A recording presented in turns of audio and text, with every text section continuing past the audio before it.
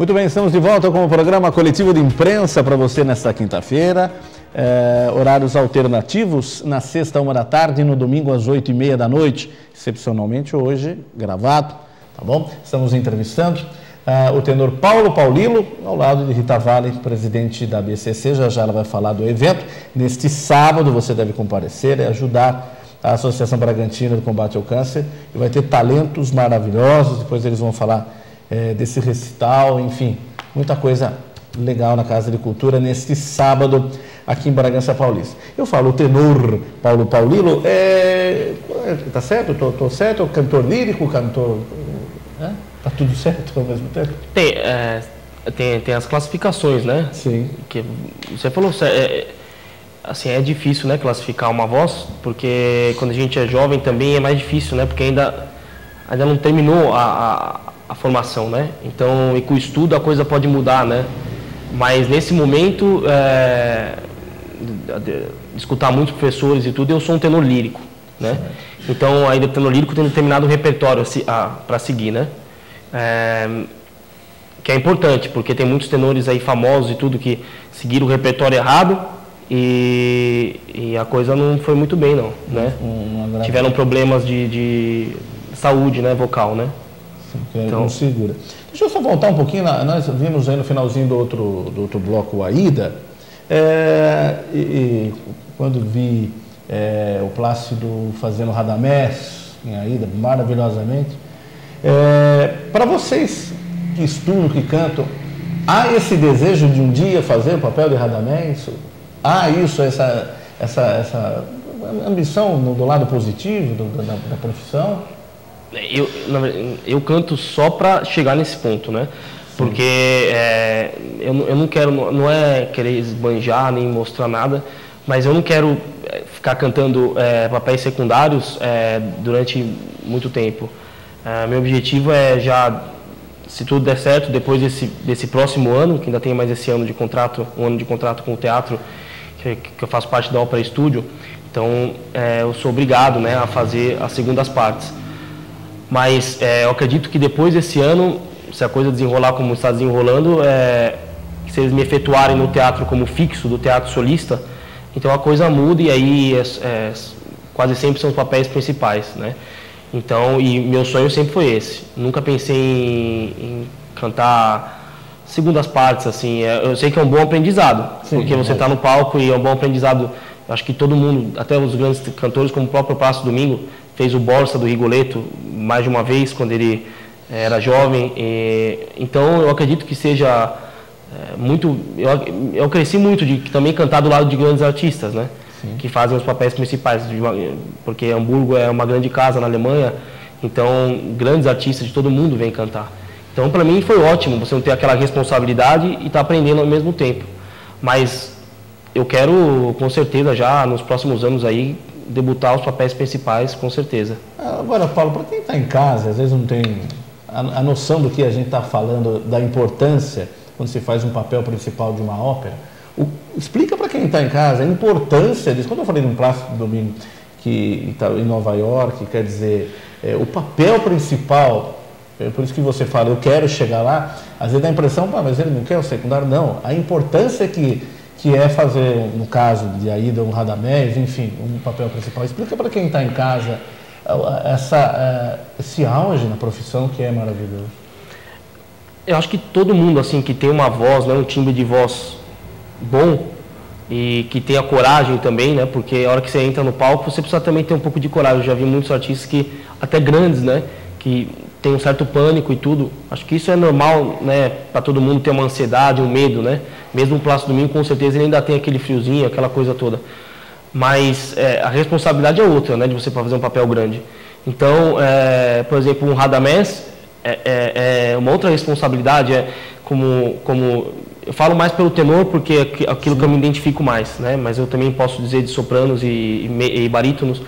Mas, assim, a responsabilidade é outra, porque quase sempre você tem uma área uma ou duas ou três áreas até para cantar, que só está você, a orquestra ali, a parte solos, realmente que você mostra a tua voz, né, com o artista ali que ele aproveita para mostrar, né, porque quando ele está cantando junto com todo mundo, dá para mostrar, mas não é tão destacado. E então, assim, é bem mais difícil. Você faz, por exemplo, tem um Rigoletto para o tenor, o Duca de Mantova, né, que é um papel extremamente difícil. Para um tenor lírico seria um papel adequado para o meu tipo de voz, por exemplo, que eu já estou estudando. Mas para você cantar ele, por exemplo, numa sala ou até fazer em forma de concerto, é muito mais fácil do que você chegar no teatro, né? Porque aí tem toda a coisa tem os ensaios, que você já fica nervoso durante os ensaios, né? Porque já tem um estresse. É uma pressão muito forte. Né? Sim, tem muita pressão, né? Porque você tem os ensaios antes, né? Que depende do teatro, depende da montagem, depende de tudo. Mas em média, hoje em dia, duram 10 dias os ensaios, 10 dias, assim, não mais que isso. Agora, se é uma premiere, que eles falam premiere, que é quando o teatro não é a ópera de repertório do teatro, não é aquela ópera que o teatro sempre faz, que na Alemanha eles têm os teatros que sempre fazem as óperas de repertório e as óperas novas, com novas produções, com muito mais dinheiro. Sim. Então, nesse caso, para o espetáculo ser muito maior, porque vem toda a crítica, nesse caso é um mês de ensaio. Então, é muito cansativo para o cantor, mas ao mesmo tempo o cantor fica mais tranquilo porque ele está mais acostumado com a cena, com os colegas de trabalho, com o diretor, porque o diretor pode fazer um tempo diferente que você tem a acompanhar. Então tem muitas coisas que tem uma pressão, né? E o papel principal, você tem no nome, ainda tem mais pressão, né? Por exemplo, um Plácido Domingo com certeza tem muito mais pressão na hora que ele entra no palco, né? Hoje em dia ele já nem canta mais realmente como tenor, ele está cantando mais como barítono agora, né? Porque a voz deu uma... Pela idade também. Pela idade e tudo mais. Mas eu acredito que a responsabilidade ela só aumenta. Eu conheci um senhor pianista, que mais de 80 anos, que ele trabalhou com os grandes da lírica mesmo, Maria Callas, Mário del Mônaco, Giuseppe Di Stefano, e já escutou até falar do Caruso. Então, eles dizem que o próprio Caruso mesmo, né, que 1890, lá, aquela data lá, 900, que ele mesmo tinha, pelo nome que ele tinha e tudo, ele mesmo tinha muito problema de enfrentar isso, porque ele sabia que as pessoas que estavam escutando queriam escutar o Caruso, né? Ele vai lá, as pessoas querem escutar ele, não é que estão preocupadas na atuação, como aconteceu com o Pavarotti depois e tudo mais, né? Aquela coisa, eu quero escutar o artista, então você tem que estar sempre naquele nível, né? Manter. E é difícil, porque um dia às vezes você está gripado, às vezes você não está bem disposto, às vezes aconteceu alguma coisa com a tua família. Então, tem vários problemas que influenciam o cantor e que na hora que ele não interessa, ele tem que entrar e cantar. Senão, se ele dizer não para o teatro hoje em dia, o teatro também é difícil chamar de novo. A não ser que seja uma desculpa ou um problema bem grande, né? Então, hoje em dia, os cantores em geral, eles estão entrando, mesmo se tem algum problema, eles entram e enfrentam a coisa. Mas é difícil, tem muita pressão com os papéis principais. Tanto é que acho que na profissão de quem canta, né, porque é aquela hora, não só, né, para quem passa em audições aí, mas por estar fazendo aí várias estreias de teatro, nós também cobrimos muito musicais aqui, Mamma Mia foi um grande sucesso agora recentemente, a Hora das Loucas, enfim. E nós pegamos amizade e conversávamos muito, ainda converso bastante com pessoas. Eles falam, você não sabe o sofrimento que é, até depois que você consegue o papel é outra coisa, mas até passar e chegar lá. Tanto é que acho que o filme Cisne Negro mostra um pouquinho daquele sofrimento, aquela pressão, né, da moça, né? Eu acho assim que a gente, mesmo como no esporte em geral, né, eu acho que o meio da música está muito próximo em termos, hoje em dia, de mercado, de tudo, como os empresários, hoje eles dominam, né? Antigamente você tinha... Eram mais os maestros, os diretores de orquestra, que às vezes escolhiam um cantor e tinham aquele cantor como... Não, eu levo esse cantor comigo porque ele é ótimo. Hoje em dia já não, é difícil ter isso. Hoje em dia é assim, a não ser que seja um diretor muito importante, aí, como o Muti, Ricardo Muti, Zubin Mehta, James Levine, esses nomes assim, vamos contar 6 aqui, mas... se não, são os empresários hoje que dominam, como no meio esportivo, né? Então os empresários fortes, eles conseguem colocar, mesmo se os cantores deles não são bons, eles conseguem colocar de alguma maneira ali, porque conhecem muito teatro, tem muita indicação, né? Então isso que é o complicado, né? Você fazer o seu nome, conseguir uma boa agência, né? Porque hoje em dia a agência, aquilo que eu falei do empresário da agência, eles que Então você conseguir isso, e aí você já está meio caminho andado. Mesmo que você não seja um bom cantor, porque eu já vi muitos cantores que realmente não são bons e estão ali por isso ou por outras coisas mais, né? Ou por serem namorados de alguém, ou coisas assim, né? Que sempre acontecem também, né? Influências do meio, né? Influências do meio, né? Então, mas é difícil você construir o nome, né? Acho que depois que você constrói, né, você tem que manter, também é difícil, né? Porque ter 30 anos de carreira, 40, que é aquilo que todos nós cantores queremos, né? É difícil também, é complicado. Mas acho que você fazendo o seu nome, você tem mais possibilidades, pelo menos, de se mostrar, né? Sim. Muito bem, já vou pedir as fotos, mas a Rita fica à vontade também para ter um papo. Eu queria saber de você um pouco, Paulo, depois desse tempo fora do Brasil, quando você volta para cá, como é que é a recepção aí com a sua família, com seus amigos? Porque afinal lá você tem um ritmo completamente diferente, né? Então conta um pouco pra gente como é que é esse retorno à casa, retorno tanto à família como os amigos. Eu sou muito ligado à minha família, né? Sempre fui, e também tenho meus amigos aqui, e é muito difícil pra gente, porque pra mim é difícil, agora com a internet ajuda um pouco, né? Porque você consegue se comunicar sempre pelo Skype ou por outras coisas mais. Salve o Skype, né? Ou MSN, Skype, e você está sempre se comunicando. Eu falo todo dia com meus pais. Então isso ajuda muito, né? Até você, pro seu psicológico também, né? Pra sua segurança. Mas a hora que eu chego aqui é um outro mundo, né? Eu tô 3 anos fora, né? Que não é tanto, mas já deu para ver um pouquinho. E quando eu volto para cá, eu gosto também de olhar as diferenças, né, do Brasil, ver o que tem de bom também, né? Porque tem coisas boas que lá não tem, e o que falta para a gente chegar lá, né? Porque em termos de artes e cultura, isso a gente pode falar depois, está muito longe, muito longe. Então, mas quando eu venho para cá, claro, eu adoro, venho, fico com a minha família o maior tempo possível, com meus amigos, saio, né? Aproveito tudo que eu posso aproveitar. A gente também tem a coisa do cantor, né? A gente aproveita, mas se a gente tem que cantar, a gente tem que dar uma maneirada, né? Não pode fazer tudo que a gente quer fazer, né? Então, graças a Deus, agora tem o recital agora, né?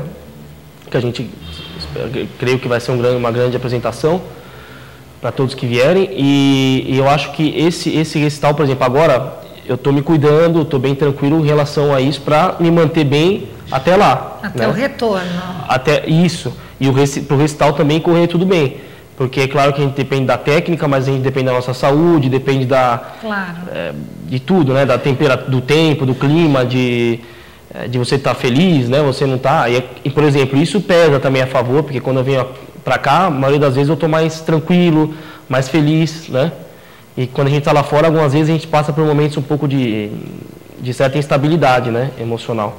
Mas isso revela também que, por exemplo, a grande busca do seu profissionalismo e da sua carreira, como o Antônio Carlos já mencionou, isso tem um certo sacrifício, porque a distância que você fica do seu país, da sua família, dos seus amigos, isso também faz a diferença, porque você vai em busca de alguma coisa fora, mas ao mesmo tempo você está distante. Então, quer dizer, você tem que conseguir conciliar essas estações emocionais para você poder dominar e chegar onde você quer chegar, né? Isso que é um pouco difícil. Eu achei que ia ser mais difícil até quando eu fui para a Itália, porque eu era e sou ainda muito ligado mesmo com a família, de passar fim de semana sempre com eles, de vir meus tios em casa e a gente fazer churrasco e ver jogo de futebol e tudo mais. Então essas coisas a gente, infelizmente, não dá para ter, né? Assim, tem uma vez por ano, né? 2 semanas no ano, ou um mês, né? Se der. Mas, no geral, isso é a dificuldade. Eu acho que eu tenho muitos amigos meus, muitos colegas, que eu tenho inclusive um amigo que ele tem uma boa voz e tudo, mas ele fala que ele não prefere ficar aqui, levar o lado meio amador da música, deixar meio que... É a paixão dele, mas ele vai deixar meio que assim, fazer outras coisas porque ele quer ficar com a família e com os amigos, né? E muitos brasileiros eu vejo, hoje em dia tem outra coisa de se falar também, que o brasileiro está conseguindo, tem muitos brasileiros bons cantores, né, lá fora, jovens também, muito bons cantores, e que estão também abrindo espaço para os outros que estão vindo, né, eu acredito. Então tem muitos aí, tem novas revelações aí também, tenores que eu conheço, colegas meus, e sopranos também. Então o Brasil também tem essa coisa da, né, da qualidade. O Brasil tem muitas talento, vozes, né? tem muito talento que está assim amadurecendo, está ali. É que infelizmente latente. Não tem a estrutura, né, para ele engrenar. Isso, e aí o cara precisa ter, né, aqui no Brasil ele precisa ter um patrocínio, vamos dizer assim, se ele é jovem, né, e ele não tem a condição, ele tem que estudar ao mesmo tempo, ele não pode nem, né, então ele precisa ter um patrocínio, porque é muito caro para estudar canto lírico, é caríssimo. Então, com bons professores em São Paulo, por exemplo, a mulher do meu ex-professor, que é um grande nome, a Isabel Maresca, que dá aula inclusive para Sheila e tudo mais, ela cobra R$120 a aula. Então, assim, que eu acho que é merecido pelo trabalho que ela faz, mas é uma coisa que você precisa também ter, não, né? é para qualquer um. Não é para qualquer um. É uma capacitação, né, cara. E quem vem do interior ainda gasta mais que o dobro. Porque se é aqui de Bragança, ou de Atibaia, ou de Campinas, não sei, tem que pegar o ônibus, vai gastar mais com a condução, mais com o transporte lá em São Paulo, que é caro, mais com a comida, mais... Então é complicado. E o detalhe ainda, e quando começa novo, como é o seu caso, alguém da família também tem que acompanhar. Tem que acompanhar. E tem que ter o apoio também da família, né? Porque eu tenho um amigo que ele não tem o apoio. Porque aquela coisa assim, cantor, né? Aquela coisa que cantor, isso não vai dar em nada, isso não é profissão, isso não é... Faz uma outra coisa. Você não quer trabalhar. Você não quer trabalhar, você quer ser cantor. Mas assim, no meu caso, graças a Deus, eu sempre tive, né, o apoio da família. Eu digo por mim, porque eu conheço outras pessoas que não, né, infelizmente. Mas no meu caso, eu sempre tive o apoio da família, isso que me ajudou, né, e que eu acho que eu estou aí por causa disso também. E claro, a gente também tem que ter essa coragem, né, porque tem muitos cantores que eu conheço bons aqui, que eles não têm coragem de sair, eles até poderiam ajuntar o dinheiro, fazer até poderiam. Mas não tem aquela coisa, não tem aquela iniciativa, né? Aí também, se você não tem, é o que eu falo para meus amigos que me perguntam, cantores, eu falo, olha, se vocês puderem, vocês saem, né? Vocês saiam do Brasil, porque infelizmente aqui não vai dar em nada, vai seguir, vocês vão cantar no máximo uma vez ou outra no Teatro São Pedro, porque o Municipal está reabrindo agora, né?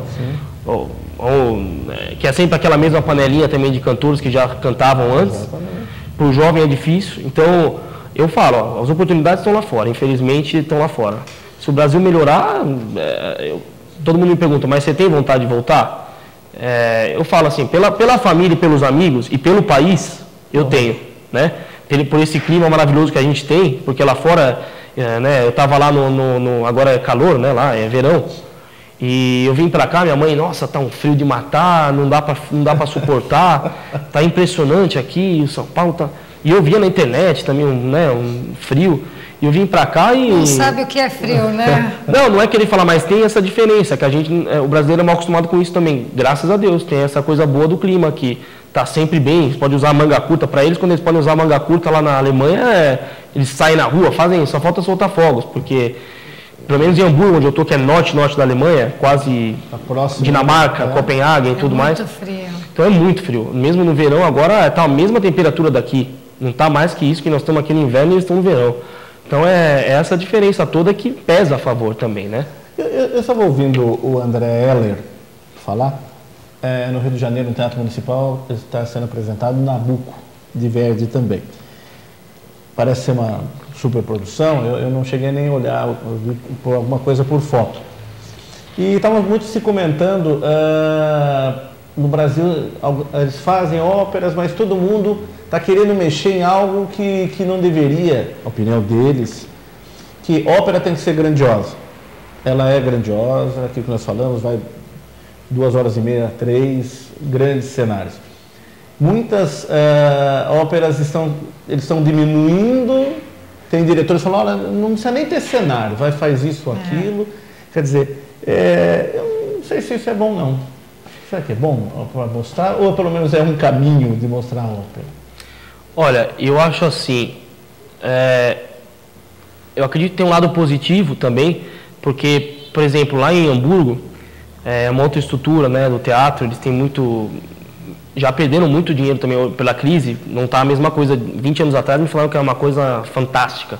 Que hoje, para mim, já é fantástico assim. Imagino que antes devia ser uma coisa... Mas assim, pela estrutura do teatro que eu posso falar, eles fazem 36 óperas num ano. E 36? Eles têm 36. Fora o balé, né? Porque tem um balé lá, John Niemeyer, que é um nome famosíssimo, que ele está lá. Ele é o diretor do balé. Então tem muita apresentação de balé também. Mas de ópera, que eu estou só na ópera, que eu vejo mais ópera, são 36 óperas no ano. Eu digo 36 óperas no ano. Eles fazem, aí cada ópera vai ter, dependendo da ópera, tem um número, dependendo da ópera tem 10 apresentações. Dependendo, tem 10 em janeiro, 5 em janeiro, 3 em abril. Eles fazem as divisões deles, que eu não sei porquê. Mas, por exemplo, um dia você tem Traviata, outro dia você tem Rigoletto, outro dia você tem Wagner, por exemplo, Parsifal. Então, você vê como eles têm essa vantagem de... E o teatro lá tem bilhetes de 4 euros. Então, quer dizer, a ópera é cara, continua sendo cara, mas um estudante não pode mais falar que é impossível ir ver uma ópera, por exemplo. Agora, falando disso, voltando nesse assunto que você estava falando, só para eu chegar nisso, por exemplo, lá no Teatro de Hamburgo, como eles fazem muitas óperas e tem a ópera de repertório, que as óperas que eles fazem todo ano, eles já têm um cenário que eles fazem sempre. O costume, né, a roupa, o costume que eles fazem sempre. Muda só o artista. Mas assim, então ele já tem tudo pronto, preparado. Nisso, por exemplo, tem a Zauberflöte, que é a flauta mágica, que eles fazem todo ano, né? Que é uma ópera fantástica também para as crianças e tudo. Que nessa ópera, eles têm um cenário de 30 anos que eles fazem essa ópera. Fazem 30 anos que eles fazem o mesmo cenário.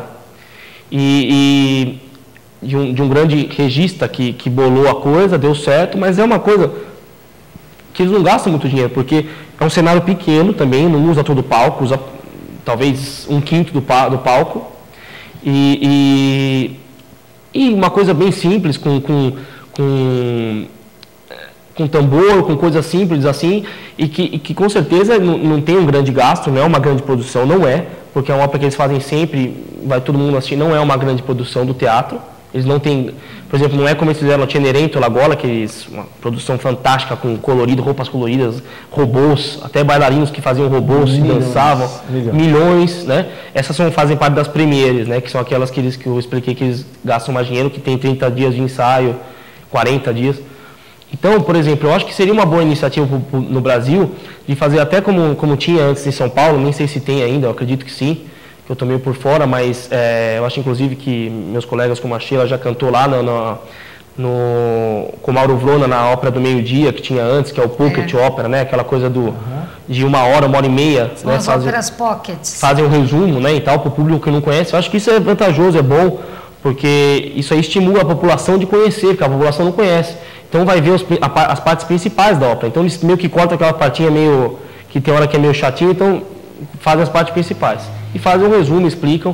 Então acho que é proveitoso. Acho que no Rio de Janeiro ou em São Paulo, em Belém, né, que tem um festival mais importante aí, eu acho que em Belém eles têm muita verba, né, tem muito dinheiro. Mas, por exemplo, num teatro que não teria dinheiro, um teatro, eu acho que seria proveitoso fazer coisas de menor, mesmo que seja uma produção... Pelo menos está mostrando. Está mostrando, e está fazendo o público conhecer a música, porque aí vai ter mais interesse, aí depois pode ter interesse de político, de outras coisas mais, mas se não, fica difícil, porque aqui, por exemplo, no Municipal, agora eu conversei com um amigo, vamos fazer, no Teatro Municipal de São Paulo, vamos fazer 4 óperas em um ano, 4, 5 óperas. Quer dizer, 5 óperas em um ano, ficou fechado aí, acho que 4 anos, não sei quanto tempo, né? Ficou fechado e não fez nenhuma ópera, né? Então, quer dizer, 4 óperas em um ano. Tá bom, porque já não estava fazendo nada. Mas se você pensar, não é nada, né? Não é nada. Então, pela vastidão que nós temos, é absolutamente nada. No Municipal do Rio, acho que também talvez façam mais 5. Em Belém tem um festival de ópera, que é um grande festival, que da América Latina dizem que é o principal, vem grandes artistas, fazem 4 óperas, ótimo, mas assim, é só assim, entende? Não tem uma coisa, tem festival de Campo Jordão, né, também, mas não tem ópera. Mas não é contínuo, né? Não é contínuo, por exemplo, Exatamente. Você vai procurar um teatro, e outro, teatro de cidade interior, que cidades grandes, porque aqui, por exemplo, Bragança já é uma cidade grande, né? Mesmo Campinas, uma cidade enorme, né? Já é uma cidade enorme, que é do tamanho de Hamburgo, né? Hamburgo tem 2 milhões de habitantes, deve ser como Campinas. Exato. E Hamburgo tem o Staatsoper, que é o teatro principal de ópera, né? Que é a casa de ópera realmente, e tem outros 2 teatros pequenos, um que é só de musical, e um que faz óperas também com muito menos dinheiro que está ali. Né? E tem os programas de concerto, que tem a sala de concerto que é imensa, né? Que seria uma sala São Paulo, mas que tem numa cidade como Campinas. Por exemplo, Campinas não tem um teatro que você fale, vamos assistir uma ópera, né? Que você queira. Então essas diferenças, né? E mesmo cidade pequena na Alemanha, pequeníssima, de coisa talvez de 50 mil habitantes, 30 mil habitantes, que tem teatros que funcionam e que tem 10 óperas no ano, então é muita diferença, né, nesse sentido, né? E talvez seja por isso que a BCC está se sentindo tão privilegiada agora nessa época do ano agora, de poder trazer... Sábado, depois ela vai falar no outro bloco. Eu vou pedir para já colocar o Macbeth para a gente, no próximo sábado, dia 6... Exatamente. Às 8h30 da noite na Casa da Cultura, tá bom? O ingresso é R$30 para acompanhar, tá bom? Em prol da Associação Bragantina do Combate ao Câncer. Tá? Bastante gente, depois vocês vão comentar e o Paulo vai estar lá também. Coloca pra gente, Macbeth, explica um pouquinho, e também foi em Hamburgo isso. Isso também foi em Hamburgo. Macbeth é uma tragédia, né, de Shakespeare, né? Então é difícil explicar, mas é assim, o Macbeth é o barítono. Eu gosto de falar assim pelos timbres também. É o barítono. A Lady Macbeth é uma meio soprano, talvez uma soprano mais pesada também possa fazer. E depois tem o papel do tenor, que é o Macduff, que seria um dos militares principais do rei. Da Escócia, né? Ele é o rei da Escócia. E o Macbeth também era um militar desse mesmo rei. Como é o nome dele, meu Deus? Esqueci o nome do rei, porque ele não canta também. Então, ele é um personagem mudo, que ele morre logo no começo. E então eles voltam de uma batalha na Inglaterra vitoriosos. E o Macbeth, ele é uma pessoa já de índole ruim, né? Já é uma pessoa ruim, má. Então, quando eles voltam vitoriosos, o rei recepciona, os recebe. Eu fiz o personagem do filho do rei, que é o Malcolm, que é o filho do rei. E então o rei recebe eles e tudo mais, tem essa coisa da recepção, porque eles vieram vitoriosos, ele, o Macbeth e o Macduff, que é o tenor.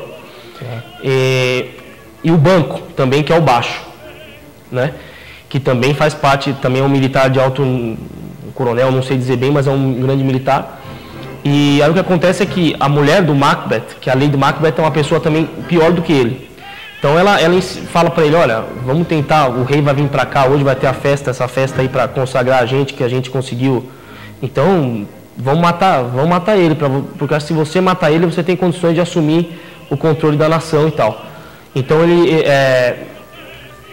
vai ele vai até o quarto do rei e mata o rei, quando o rei está dormindo, né? Então depois vem todo o público, tem um concertato que todo mundo vem, todos os cantores no geral, todos, e vem e trazem o corpo do Macbeth, né, morto, e tem um ritual de pegar no sangue dele, passar para todo mundo, que é uma coisa meio que daquela época. E depois a coisa que acontece é que a Lady Macbeth continua falando Macbeth, que ele tem que matar agora o filho do rei, né, porque senão não tem como. E o banco, que é o outro general também importante, que pode descobrir a coisa e tal. Então ele também mata o banco. E depois tem uma coisa muito engraçada nessa ópera, é que o coro feminino é muito importante nessa ópera. E são vamos dizer assim, as ciganas, né? Elas são as ciganas do Bosco. Lá tem um Bosco que é muito famoso lá na Escócia, eu não esqueci o nome. E esse Bosco, esse pântano, elas ficam sempre ali. E esse Macbeth vai lá falar com elas, para saber do futuro dele. Então elas tem uma panela que elas mexem, elas invocam os espíritos, tem até uma parte bonita aí, que tem a invocação dos espíritos e tal. E aí os espíritos explicam que vem uma criança cheia de sangue, é uma tragédia mesmo. E aí a criança canta e fala que que ele vai morrer, que ele vai ser o rei, vamos dizer, vai assumir o reinado, mas ele vai morrer por alguém que não nasceu de uma pessoa, que não nasceu, não posso explicar, não nasceu por gravidez, como se pode explicar naturalmente? Isso? Naturalmente. Então, aí ele fala, então quem pode ser e tal, e ele fica com medo, mas a mulher dele, não, isso é loucura. A mulher dele, no final, vou resumir a coisa, ela morre louca, e ele está enfraquecido, porque aí volto eu, que eu fui me ausentar na Inglaterra, porque ele quer me pegar e quer me matar. E ele assume o reinado e ele quer me matar. Ele fala que a culpa foi minha, que eu que matei meu pai. Então eu vou me embora, fujo, e fica o Macduff atrás dele, todo mundo já sabe que é ele depois do fim, quer pegar ele, vem os exércitos e tudo mais. E aí ele morre do Macduff, que é o tenor principal, que não nasceu naturalmente. Então consegue matar ele e assim tudo volta, né, ao normal, vamos dizer assim. Muito bem, o rei da Escócia, Duncan, né? Isso. A gente está escutando, né? Pode soltar para a gente um pouquinho.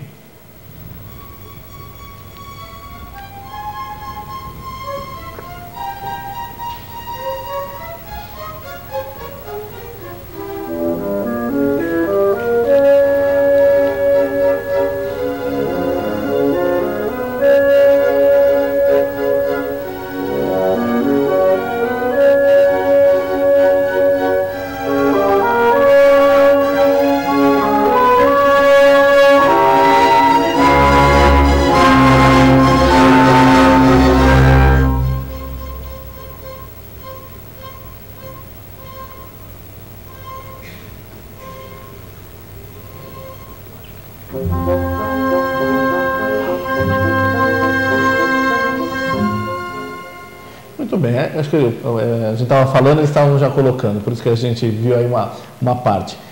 Eu vou chamar o intervalo, passa rápido quando o papo é bom, né? Passa rápido demais, né? Nós falamos aí do Shakespeare, mas o Verdi pegou esse texto e fez a ópera?